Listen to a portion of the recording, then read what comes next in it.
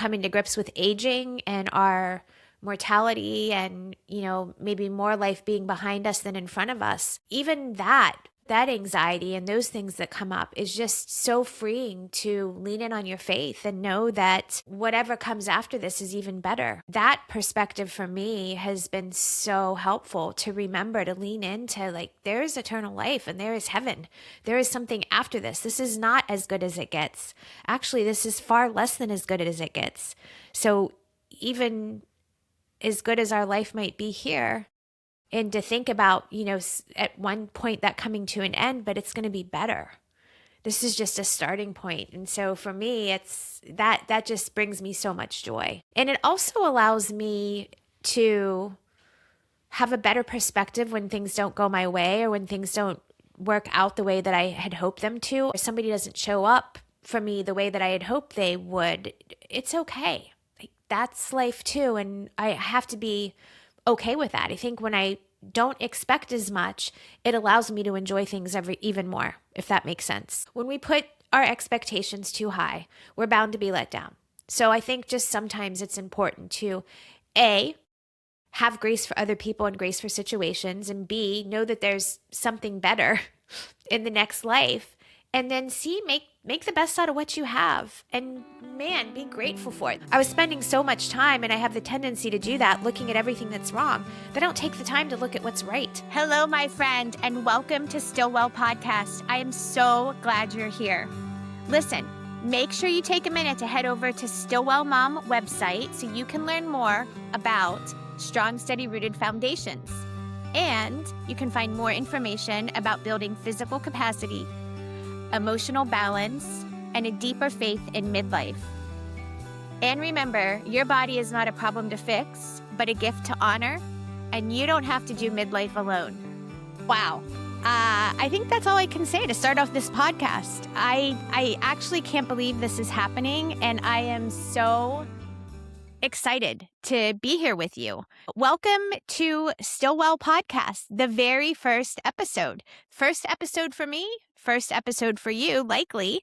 So I think we need to give each other a little grace. I hope we will give each other a little grace, because this is my first time doing a solo podcast, and I am brimming with excitement to talk to you, but also got a little nerves because I just want to have a great conversation with you. I hope that you will tune in and listen to the podcast each week and think of it as like a conversation over tea with a couple of friends. I'm not here to talk down to you or even to teach or to give you coaching advice. I really want to just have real and honest conversations about the season of life, because the season of life is a little tricky, isn't it? If you know anything about me, I'm a mom of 3 boys. 2 of them are out of the house and in college. Are they really out of the house when they're in college? They come back. And when they come back, they bring their messes, don't they? But 2 of them are out of school or out of the house. And then I still have one who is a junior in high school. And so it's a different phase of life. And I'm still figuring things out myself. Not to say just a new phase of life, but a new season of life, really. We're heading into summer. We might actually already be in summer by the time this podcast airs. And I just started to think, heading into a new season of life, a new season of the year.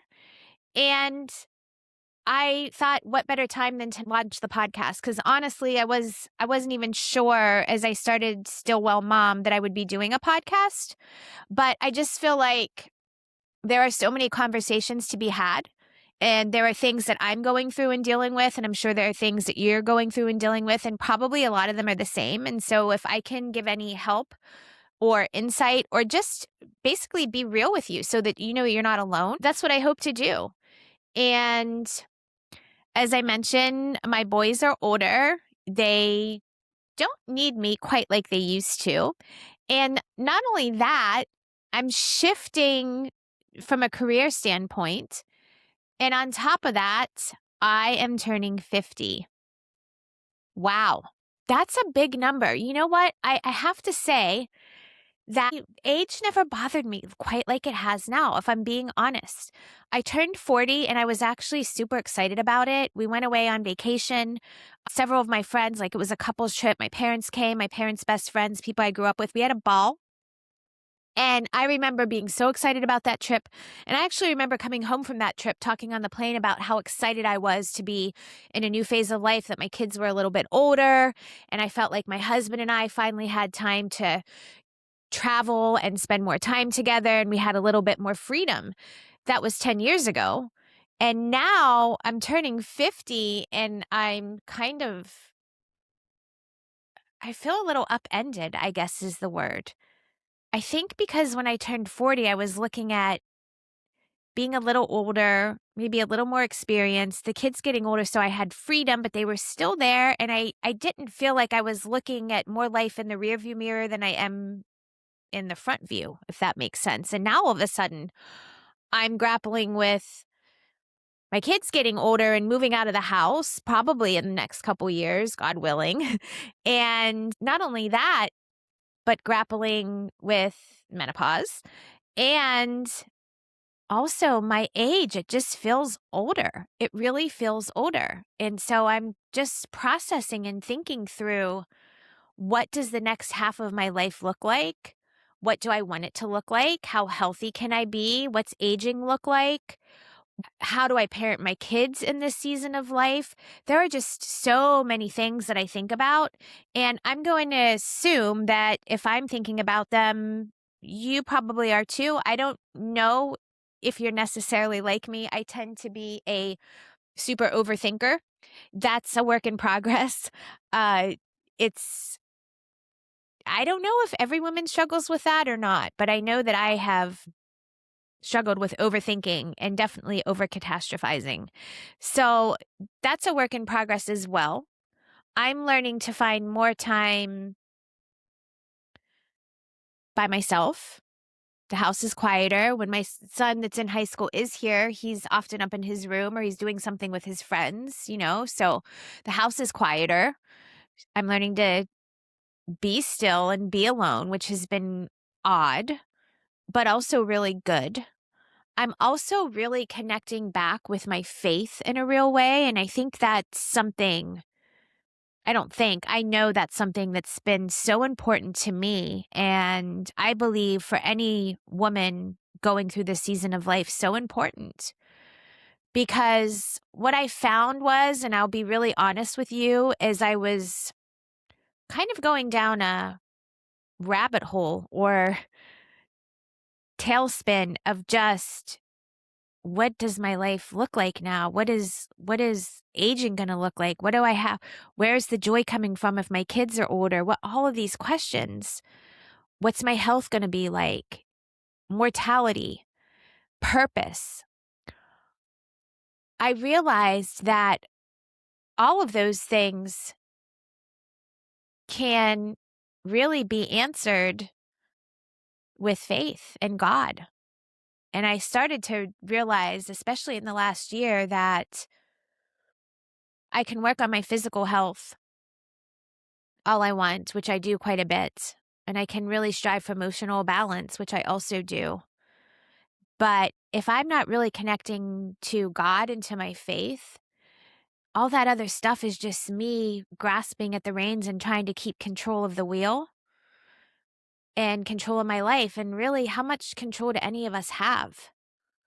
That was such a big wake up call for me in this season. But once I realized that, it allowed me to kind of start letting go. And I'll tell you something else that I realized along the way, that I think I was really making my health an idol. I've been so worried about longevity and living as long as possible, and even just thinking about death and what that looks like and how soon it would come, wanting to be here for my kids and for my grandkids. I hope this doesn't sound morbid. This is probably not a great way to start a podcast. I'm probably scaring some of you away, but these are just questions in my mind. And again, I'm hoping that if I can get on here and be real with you guys, that it'll open up conversations for yourselves to think through, to talk to your spouses about, to your friends about, because I can't be the only one thinking about it. So yeah, all of those things, all of those questions, all of those concerns, come back to me wanting to be in control of everything and know the answers to everything, which, let's face it, that's not happening in this lifetime. And also wanting to have more certainty. Certainty is a big thing for me, and maybe it is for you too, but the truth is, in this life, I don't think there's not a lot of things that we can really hang our hat on and be certain about. And I don't mean to sound doom and gloom, but I think the more that I put my energy and effort into doing everything myself and controlling everything, the less I looked to God and the more I just was spinning. And honestly, the worse I felt because I was overanalyzing. I was thinking too much about my health and what I was doing and how I could make things better. I was pushing too hard. I was striving too much. I was pressuring myself. And I realized that I wasn't being a good steward of my life. And whatever time I have on this earth, whatever's left for me, I wasn't living it the way that I wanted to. And so I had to take a step back and get really honest with myself and honest about what I wanted. And I realized that the first thing that I needed to do was not that I ever stepped away from God, because I've had a strong faith for most of my life. But I just needed to get on a better path, a more targeted path, and spending more time with God. And once I did that, things started to open up for me. And what I have found is that to be flourishing in this phase of life, we really do need all three things. We do need physical health and strength. We also need emotional balance, and we need faith. If we don't have all three of those things combined, we're likely to miss the mark. We're likely to live less of a life than we could have. And I don't want that for myself. And I'm guessing you probably don't want that for yourself either. And I think if we spend all of our time focusing on just one of those areas, we're still going to miss the mark. So if you were going to only focus on one, I would choose faith for sure. But here's the thing. Yes, we are called to be faithful. And yes, we are called to put God first above everything. The Bible even says, put me first and everything else will be given to you, meaning put God first and everything else will be given. So that's important. And faith should be number one, absolutely, without a doubt, because nothing else matters if you don't have faith. But then there's this tricky little thing that scripture talks about, which is acts, right? Our acts, our activity, what we do, our faith in motion. And one of those things is being a good steward with the body that we've been given and with the life we've been giving. So I think there's this push and pull between having faith in God and giving everything over to Him and letting Him take control and being obedient. But then the other side of that is, I don't believe, at least in my opinion and my view, take it for what it's worth, that we're to just pray about it, pray about our health, pray for long life, pray for emotional balance, whatever that looks like, and then just sit back and let God be in charge, because we're on this earth and He wants us to be good stewards. And so that's where I think there's this beautiful combination of our faith first, and then how are we going to put that faith into action in our life so that we can live really vibrantly and with a lot of energy and vitality. So that's where I am right now. And that's really what Stillwell Mom is about and Stillwell Podcast is about. That's what types of conversations I'll be bringing you each week. I really want to hit on topics about physical health, whether that be workouts or strength training or nourishing our bodies properly, or there are just so many things we can talk about. Sleep, hormones, menopause, all of those things. There are so many things that go into physical health, but I also want to talk about emotional balance, things that we can do to be more steady. So whether that's taking quiet time, breathing techniques, that could be creating more margin in your day, that could be a morning routine, whatever it is that can have an impact, even week to week, stresses that come up, right? Having adult kids, let's face it, man, I wish somebody would have told me And I talk about this with my friends all the time, but I had this idea in mind that I don't know, it was like a puppies and rainbows idea when my kids were little that, those days that were stressful when they wouldn't sleep or you were shuffling them around, chauffeuring, whatever that looked like. This just the days that you wanted to pull your hair out because they were throwing a fit or not sleeping well or whatever it was. I had this idea in mind that they were going to grow up and go to college, and all of a sudden I was going to have my own life and things would be nice and easy and I wouldn't have to worry so much. And that's like the exact opposite of what happens, at least from what I've seen. I actually feels like there's more stress now as a mother because they're older and they have bigger problems. They have real problems. I'm not worrying anymore about them going pee on the potty or sleeping through the night. I'm worrying about things like, are they going to find the right spouse? Are they going to be happy in their career? Are they going to make good decisions? What if they, like, what about drugs? I mean, these are the things that I think about. And so just managing that stress week to week, what that looks like in real time, managing relationships with friends in this phase, which, by the way, any of you besides me looking for maybe not as much quantity, but better quality, just friends that you can go deep with that really get you, that understand you with your spouse. I mean, wow, there's a lot there too. I just think about, I know from me and my husband, we have a great relationship, but this season of life is really looking different for us.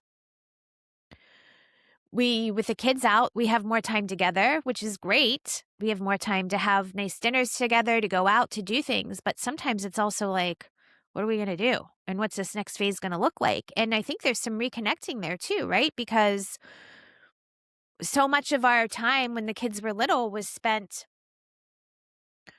with them and around them, and our life revolved around them. And now that they're gone, and it's almost like we're getting to know each other again. So there's a lot of that too.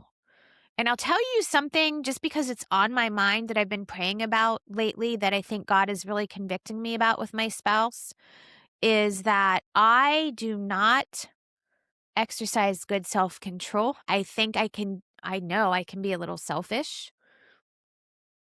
and not super respectful.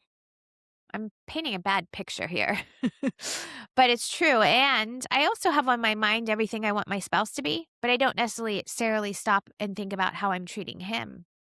So I've been sort of convicted about, instead of stewing on and being upset about all the things that you wish he was doing or how he would be, what if you flipped that, Brooke, and let go of those things and gave him grace and worked on being the spouse that he needs or worked on being the spouse that you want?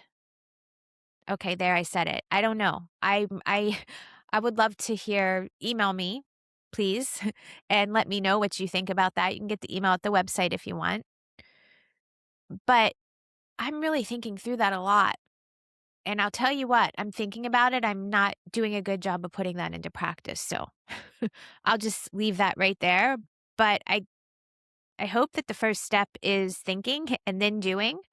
But that's what's really on my heart. So conversations like that, conversations about relationships, and then definitely conversations about faith. And this, again, to me, is the most important. Tea, I love it. It's the most important thing, faith. And my faith has grown in the last year in ways that I could not have imagined, and mostly through pretty significant trials and struggles, which year 2025 was not Brooke's best year. 2026 has been much better, but I will tell you, on the other side of that, it was a hard year. But I'll tell you, and I know this, I've known this in the past. And it's funny, though, how when you go through something hard, you forget. But really, the struggles and the trials in life are what make us the best versions of ourselves. And I know that. And I've actually spoken about that and written about that in the past. And then when a trial and struggle comes, you forget and wonder why you're going through it. It's hard to see the blessings during that time. But yeah, you come out on the other side stronger. And it definitely struggle pushed me towards my faith and more towards God and towards Jesus, because sometimes that's all you can do is pray and spend time in quiet. And I think this season of life definitely pushes us more to that because, again, going back to even just parenting older kids, there's so many things now that are completely out of our control. We can't watch their environment and make sure that it's safe because they're in very often different environments. We can't be sure that they're in a social situation we're in with them and making sure that they're safe and protected. It just, it's a different phase of life. And so I think there's two approaches that I've had, and I know the one that works and the one that is just torturous. One of them is laying awake at night and just thinking about all the things that could go wrong. And also then the next day following up and lecturing them, which they don't want to hear. The second is giving it over to God and staying in prayer and knowing that He loves my kids far more than I ever could, and giving myself a little grace and knowing that He chose me to be their mom because I'm the best person for the job.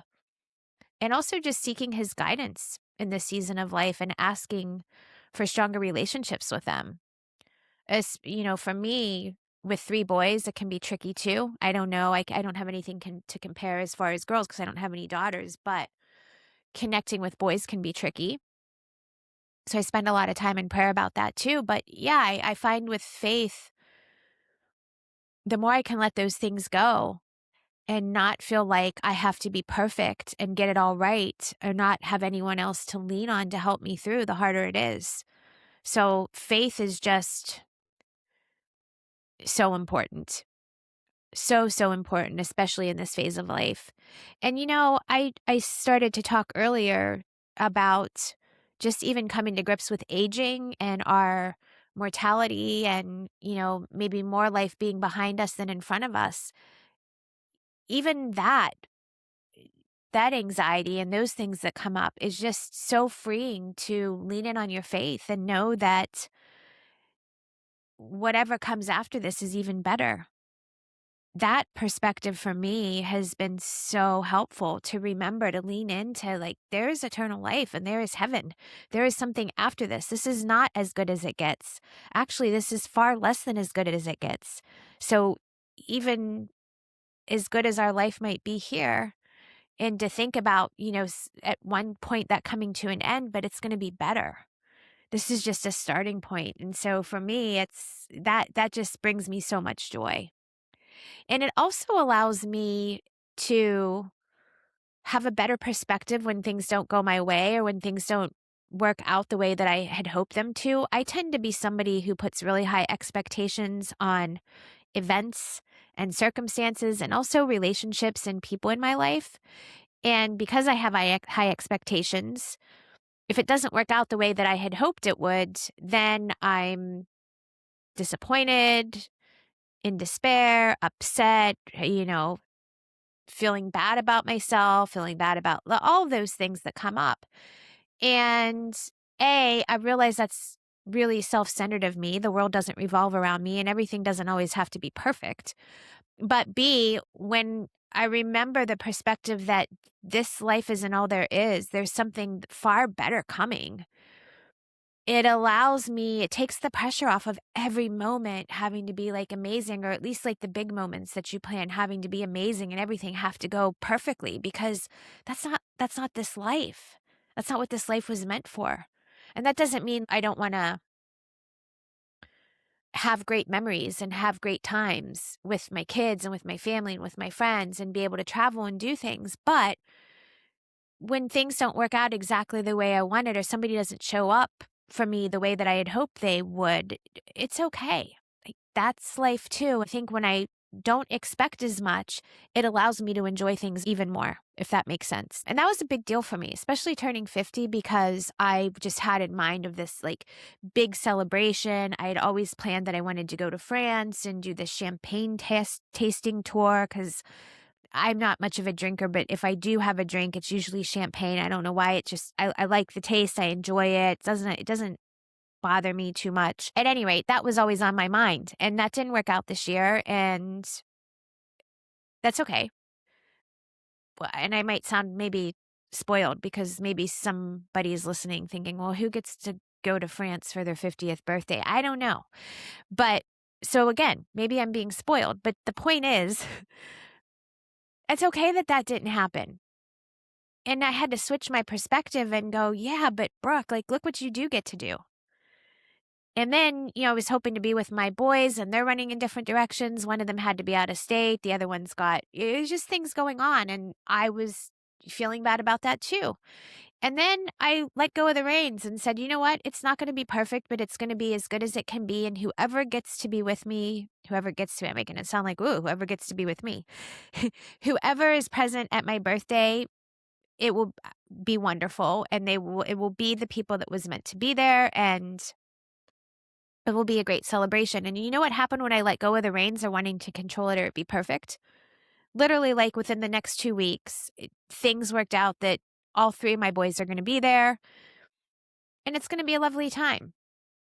And had I not put so much expectations on, I have to take this big trip. It has to be amazing. I have to have this. I have to do that. I would have saved myself so much trouble and heartache. So I don't know. Can you guys relate to this? And maybe it's not a big trip to France, but anything like a nice dinner out or a party or just maybe wishing that your husband would put more attention towards it or help plan it, just those sorts of things. When we put our expectations too high, we're bound to be let down. So I think just sometimes it's important to A, have grace for other people and grace for situations, and B, know that there's something better in the next life. And then C, make the best out of what you have. And man, be grateful for it. That's the other thing. I was spending so much time, and I have the tendency to do that, looking at everything that's wrong, that I don't take the time to look at what's right. That I have this amazing family, that they're healthy, that I'm going to spend time with my brother and sister-in-law and my little nephew, and my husband is amazing and working so hard for all of that to happen. And gosh, like I'm so blessed and I miss it. It's ridiculous. So anyway, those are just some thoughts that I have. And you'll see that I've got a lot of things going on in my brain and I talk a lot. I probably talk a little fast. I will work on that. I appreciate your feedback. So please don't ever hesitate to email me with feedback on how I could do things better, feedback on things that you want to talk about, any questions that you might have. I could sit here and spend time about my background and my experience and all of those things, but I didn't really want to get on here and just sound like I was pumping myself up or, this honestly, it seems weird to say this podcast is not about me and then I'm sitting here talking about my life and my feelings. But at the end of the day, if you want to know more about my background and who I am, just go over to my website, click on the About tab, and you can get probably most of the information you need. If you want more, let me know and I'll give it to you. But I'm a mother who's in midlife, who's turning 50, who has 3 boys, 2 of them in college, one of them working their way there, married with 2 beautiful golden retriever puppies, not puppies anymore, dogs, and just figuring things out, figuring out life, working on my health, physically and emotionally, staying grounded in God. My word for the year was abide. And more than anything for my focus this year was to know Jesus more intimately and figure everything else out through that. And me, I think, being a rehabilitated self-help person, if that makes sense, because I realized that focusing on self-growth and self-help and self-actualization is not what I want to do to make this next phase of life my best phase. Does that make sense? I missed the mark because I'm making it all about me and what I can do. And the truth is, my life is not about me. It's about God. And it should be about what He can do because He created me. I didn't do that. And I don't know myself like God does. And I think that if I go down the path of self-actualization and vision boarding, and I don't want to turn anyone off or make anyone feel bad because no judgment here, but just from my own experience, What I'm starting to see is that I make it all about Brooke and what Brooke wants and what she can do to make her life better, and less about what God wants for me. And he knows the best. His ways are not my ways. His thoughts are higher than mine. So why would I try to be doing that on my own? That's silly. And I also think that that leads me to pride. Me, I'm not saying you, I don't want to put that on you, but me, and self-centeredness. And I'm working on that too. And there will be for later conversations that I think that I have a lot more pride in my heart than I ever noticed. So, well, that's a tough one to deal with. That could be like 10 podcast episodes at least. But anyway, the opposite of pride, I guess, is humility. And I'm really working on being more humble, and not the type of humble because I want other people to think I'm humble, because I've done that too. So yeah, I think you're getting a gauge right now through this conversation that I am a real work in progress, and you're going to see a lot of that as we talk, and I hope we can learn from each other. I'm looking so forward to these conversations with you. The podcast will drop once a week, and they'll likely typically be in real time. That's my plan, because things change week to week, and I want to just share with you what's going on, what the landscape of life looks like, what I'm doing, what I'm feeling from God, what I'm reading in scripture, what I'm doing in my workouts, foods that I'm eating, how I'm managing my day. Have I added something new to my morning routine? Those types of things, just to give you tips and to see how one girl in midlife is doing it. If I'm traveling or something comes up, I will let you guys know, and I might have to stack a couple, in other words, record a couple ahead of time, but typically they'll be in real time. And they'll be released once a week. And if you are subscribing to stay in contact and get updated information regularly, then you will get an email about the podcast when it drops, and just a kind of general tidbits and advice from it. To do that, you can go to the website, again, thestillwellmom.com, if you want to subscribe and stay in touch and know when new episodes drop. And I think that's just about all I've got for you today. Let me think. Yeah, I hope you guys enjoyed this episode. It's like 4:50, and I always have big hopes for what I can accomplish in a day. And by the time I started to record this, I was really starting to feel like that afternoon crash. And I don't like to drink caffeine too late in the day, because then it keeps me up, and we could have many conversations about sleep in this phase of life, at least for me. I'm sure some of you are grappling with it too, but I had to grab some iced tea and try to wake myself up. And then when I sat down to talk to you, I feel like my mind is all over the place. So who knows what this is going to be like, but this is real life. This is Brooke in real time. This is midlife in real time. I don't want to have a lot of filters here. This is not going to be conversations where I've got something written out, everything thought well out and prepared. This is not going to be prepared ahead of time. It's going to be a real conversation. I hope you enjoy it. Again, I hope you'll give me feedback. I hope you come back next week. I'm looking forward to getting better at this and more vulnerable with this as we go. I'm looking forward to being more awake the next time that we talk. Maybe I shouldn't have picked this time to do my first episode, but I'm the person that likes to check a box. And I'll just share that I'm going to Florida next week. I'm taking my youngest and a friend for a couple weeks. It's my birthday month, and he's just getting out of school. So we're going to go down to Florida, and we're going to visit with some of my family there and my little baby nephew. Oh, I'm living vicariously through my sister-in-law and him right now. You guys, he is the cutest, the absolute cutest baby you've ever seen. Don't tell my boys I said that. But yeah, so I wanted to get the podcast done. So I was like, let me just jump in and do this and see how it goes. So hope you guys have a great week. Remember that you can choose stewardship over pressure, and that you don't have to do midlife alone.